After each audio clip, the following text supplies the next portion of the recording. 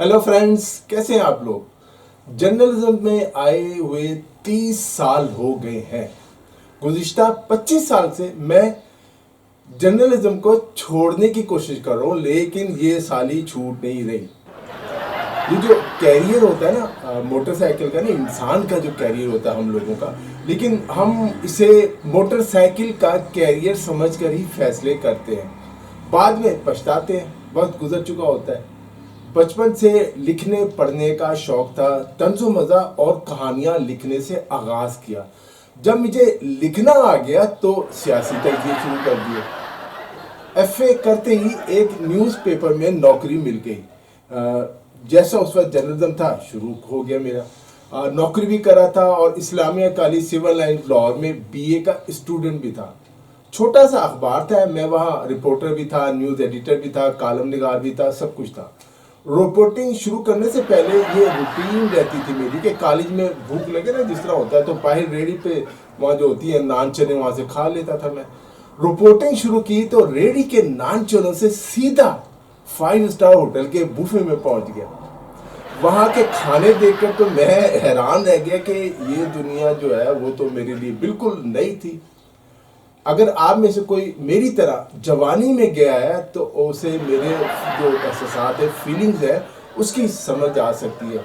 जो अपने mummy papa के साथ उनकी उंगली पकड़कर 5 स्टार होटल में जाते रहे हैं बचपन से, उन्हें 5 स्टार होटल के बूफे और रेडी के नान चनों का फर्क नहीं पता चल सकता।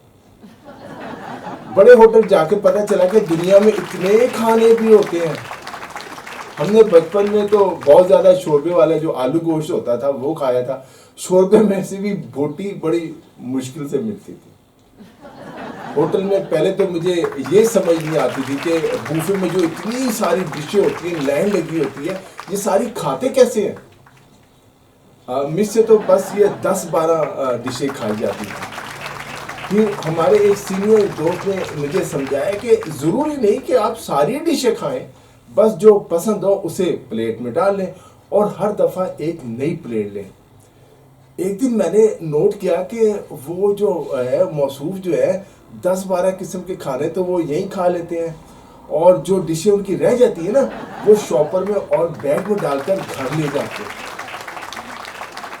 एक वाक़या सुनाता हूँ। पाकिस्तान में उस वक्त अमेरिकी सफ़ीर थे Robert Oakley. International hotel Lahore में वो खिताब कर रहे थे। मैं अपने साथ जो है ना 2 क्लास फेलोज दोस्तों को भी खाना खिलाने के लिए ले गया था। 1 घंटे की उनकी तकरीर का लुब्बे लबाब ये था कि पाकिस्तान ने रेड लाइन अबूर कर ली है और एटम बम बना लिया। मुझे एटम बम से ज़्यादा चिकन रोस्ट और कुल्फे की फिक्र थी। अपने 2 दोस्तों को मैं लंच कराना था। मैंने मेरे पीछे ही शहबाज शरीफ साहब बैठे हुए थे लाइन में। आप जानते हैं शहबाज शरीफ जो है इस वक्त पाकिस्तान के वजीर आज़म हैं, लेकिन उस वक्त मुझसे पीछे बैठे हुए थे।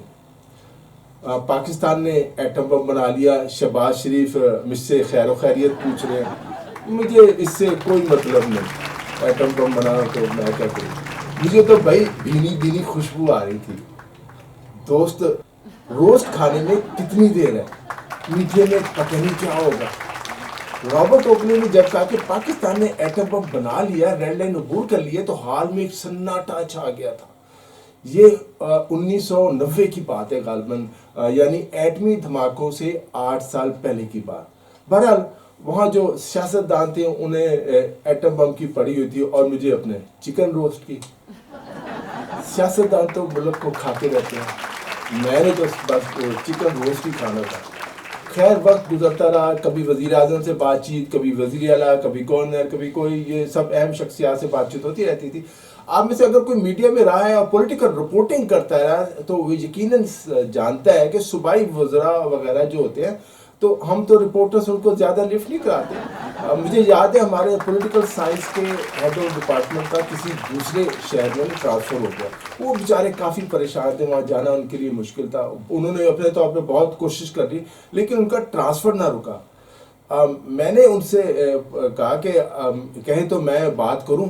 मेरे हेड ऑफ डिपार्टमेंट कहने लगे, बेटा आपके अबू एजुकेशन डिपार्टमेंट में हैं या उनकी कोई वाकफियत है उधर। मैंने कहा उनकी तो कोई वाकफियत है और वो तो एजुकेशन डिपार्टमेंट नहीं है।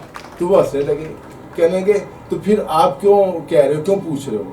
اب مجھے بڑی شرمندگی ہوئی کہ میں کیا بتاؤں. میں کالج سے جو ہے پیدل ہی, ہمارے قریبی صوبائی سیکریٹریٹ لاہور کا ہے, تو میں چلا گیا, وہاں منسٹر ایجوکیشن اپنے کمرے میں بیٹھا ہوا تھا.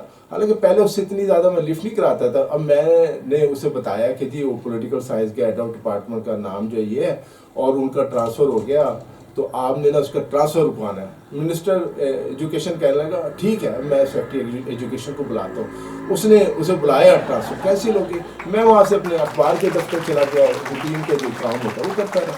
شام کو گھر واپس آیا تو میرے ہیڈ آف ڈپارٹمنٹ اور 2 لیکچرار گھر کے باہر جو تھڑا تھا نا وہاں بیٹھے ہوئے تھے. میں ڈر گیا, میں کہ یہ کوئی شکایت کرنے آ گیا, یہ گھر کیوں آ گیا اس وقت. ان کے ہاتھوں میں نا بعد میں دیکھا کہ مٹھائی کے نا ڈبے تھے. میں انہیں کہا سر آج بیٹھے چائے پیے. مجھے یہ سمجھ نہیں آئی کہ پہلے تو میں ان سے ڈرتا تھا, اب وہ مجھ سے ڈر رہے تھے. وہ کہ نہیں بیٹا نہیں بس یہ رکھو, میم جا رہے ہیں, بس تمہارا انتظار کر. میں بڑا شرمندہ. انہیں شاید پتہ لگے تھا کہ میں ٹرانسفر رکوا سکتا ہوں تو کسی بہت دور شہر میں کروا بھی سکتا ہوں. بتانے کا مقصد یہ تھا کہ میڈیا میں ہونا, رپورٹنگ, پروگرام اینکرنگ کرنا ایک نشہ ہے. جس طرح جو زیادہ نشہ کر لے اپنی اوقات بھول جاتا ہے, اول فول پکنا شروع کر دیتا ہے, نشے میں رہتا ہے. ہوش اس وقت آتی ہے جب نشہ اترتا ہے. پھر ہوا یہ کہ جب نیشنل ٹیلی ویژن, پاکستان ٹیلی ویژن پر آپ پرائم منسٹر کے ساتھ کھڑے ہیں, وی وی آئی پی کے ساتھ کھڑے ہیں, بات چیت ہو رہی ہے, تو آپ کو دیکھ رہے ہیں لوگ خبر ناموں میں یا ویسے پروگرام میں, تو لوگ یہ سمجھنے لگتے ہیں کہ آپ کی بہت پہنچ ہے, آپ بہت بااختیار ہیں, بڑے کام آپ کرا سکتے ہیں. لیکن ایسا بالکل نہیں ہوتا. ہوتا یہ کہ آپ عوام اور لیڈر کے درمیان ایک پل ہوتے ہیں, ایک رابطے کا ذریعہ ہوتے ہیں. کوئی لوگ اسے غلط استعمال کرتے ہیں. یہ الگ بات ہے کہ بہت سے میڈیا پرسن اس سے بہت فائدہ اٹھاتے ہیں, تبادلے کرواتے ہیں, ٹھیکے لیتے ہیں, پیسہ لیتے ہیں. کچھ ہوتے ہیں یہ سب نہیں کرتے. زیادہ تر میرے جیسے شرفائی ہوتے ہیں, کسی کا کام ضرورت مند کا بھی کرانا ہو تو ایسے ہی کرا دیتے ہیں. انہیں معلوم ہی نہیں ہوتا کہ پیسے کیسے لینے ہیں. آپ جتنے شریف, ایماندار اور پڑھے لکھے ہیں, آپ دوسروں سے اتنے پیچھے رہ جائیں گے. لیکن اگر آپ چلاک ہیں, موقع پرست ہیں, لوگوں سے کام نکلوانا جانتے ہیں اور پیسہ چھاپنے والے ہیں, تو بہت تیزی سے ترقی کریں گے. میڈیا کے دروازے آپ کے لیے کھلے, گاڑی, بنگلہ, بینک بیلنس سب آپ کے پاس ہوگا. لیکن آپ دنیا آپ کو سلام بھی کرے گی. لیکن اگر آپ میری طرح ہیں تو مشورہ ہے کہ میڈیا میں تو نہ آئے. جب میں ایک نیوز پیپر میں آیا تو ہاتھ سے نا خبریں لکھنے کا دور تھا, کتابت کا دور. ہمارے سامنے ہی کمپیوٹر آیا. آفس میں سب سے اہم سیکشن جو اخبار میں ہوتا تھا وہ کمپیوٹر سیکشن ہوتا تھا. پورے آفس میں کہیں اے سی نہیں ہوتا تھا, کہیں اے سی ہوتا تھا بھی تو چلانے نہیں دیتے تھے. صرف کمپیوٹر سیکشن میں نا اے سی چلتا تھا. اب کمپیوٹر سیکشن میں جانے سے پہلے باہر جو ہے نا جوتے اتارنے پڑتے تھے, کہیں جوتوں سے وائرس جو ہے نا کمپیوٹر میں نہ چلا جائے. یعنی عام خیال یہ تھا کہ جوتوں سے اور مٹی سے جو وائرس ہے نا, گندگی سے, یہ کمپیوٹر میں چلا جاتا ہے. تو یہ سوچ تھی اس وقت 90 کی دہائی میں. پھر میرے سامنے ہی کمپیوٹر کے بعد ایف ٹی پی, انٹرنیٹ اور فیکس کا دور بھی آ گیا. وہ بھی ہم نے دیکھا. ہم اسے بہت بڑی تبدیلی سمجھ رہے تھے کہ بڑا انقلاب آ گیا. پھر نیوز چینلز کا دور آیا. اخبارات کے بعد میں نیوز پیپر سے نیوز چینل میں آ گیا. کیا بات ہی نیوز چینل کی, بس لگتا تھا کہ اب اس سے زیادہ ترقی کیا ہو سکتی ہے. لائیو کوریج ہو رہی ہے. لیکن پھر کیا ہوا, ان سب کا باپ سوشل میڈیا آ گیا, اسمارٹ فون آ گیا. دنیا ہی بدل گئی, بالکل بدل گئی, سوچ بدل گئی, کلچر بدل گیا. سوشل میڈیا نے سب کچھ بدل کر رکھ دیا, انقلاب لے آیا. سوچا اب کچھ ٹھہراؤ آ جائے گا, لیکن اچانک چیٹ جی پی ٹی آ گیا, آرٹیفیشل انٹیلیجنس کا دور آ گیا. یہ سب دور دیکھتا رہا, حیران و پریشان ہوتا رہا. یا خدا, یہ ترقی ہے, ترقی رکے گی کب؟ اب تو ڈر ہی لگتا ہے کہ پتہ ہے اب کیا نیا آنے والا ہے, کیا نئی ترقی, انقلاب آنے والا ہے. میری کوشش اب بھی برقرار ہے کہ کسی نہ کسی طرح اس میڈیا سے جان چھڑاؤں, لیکن کمبل ہے کہ جان نہیں چھوڑ رہا. آج بھی کوشش ہے جرنلزم سے یہاں چھوڑ کے یہ کام کوئی اور اچھا کام شروع کروں. ایک دوست کا مشورہ ہے کہ جرنلزم چھوڑ کے مجھے پیری مریدی وہ اختیار کرنی چاہیے اور لوگوں کو نا تعویذ دینا شروع کر دو. پیسہ ہی پیسہ ہو, تعویذ لینے آیا کریں گے. میں نے اپنے دوست کا, یار اگر یہ میرا یوٹیوب نہیں چلانا, ایک کوشش کر لیتا ہوں, تو اگر نہ چلانا پھر میں پیری مریدی شروع کر دوں. تو فیصلہ آپ لوگوں نے کرنا، میں نے تو نہیں کرنا، مجھ سے تو ہو نہیں رہا کہ آگے میں نے کیا کام کرنا، پیری مریدی کرنی ہے کہ یہی یوٹیوب کرنا ہے.